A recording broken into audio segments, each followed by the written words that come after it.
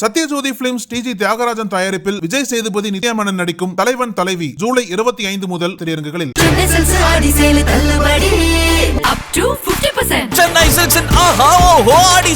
தெறிக்கவிடும் காரம் நிறம் சுவையை தருகிறது. ஆச்சி மிளகாய் தூள் தெறிக்கவிடும் காரம் நிறம் சுவை.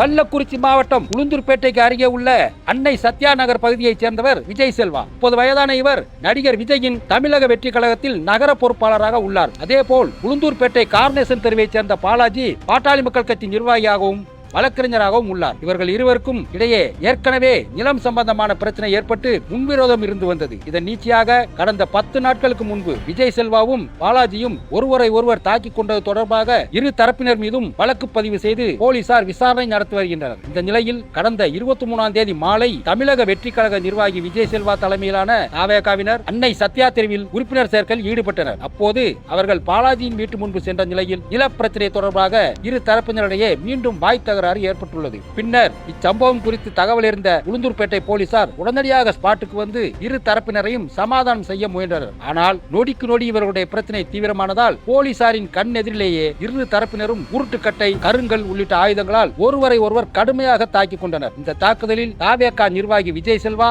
மற்றும் பாலாஜியின் சகோதரர் ராஜன் ஆகியோர் இரத்த காயம் அடைந்தனர். இதை பார்த்த அப்பகுதி மக்கள் இருவரையும் உடனடியாக மீட்டு உளுந்தூர்பேட்டை அரசு மருத்துவமனைக்கு சிகிச்சைக்காக அழைத்துச் சென்றனர். தொடர்ந்து இச்சம்பவம் குறித்து வழக்கு பதிவு செய்த போலீசார் தாக்குதலில் ஈடுபட்டவர்களை காவல் நிலையத்தில் வைத்து விசாரணை மேற்கொண்டனர். நிலப்பிரச்சனையில் ஒரே ஊரை சேர்ந்தவர்கள் உருட்டுக்கட்டையால் அடித்துக் கொண்ட வீடியோ காட்சிகள் வெளியாகி பரபரப்பை ஏற்படுத்தியுள்ளது.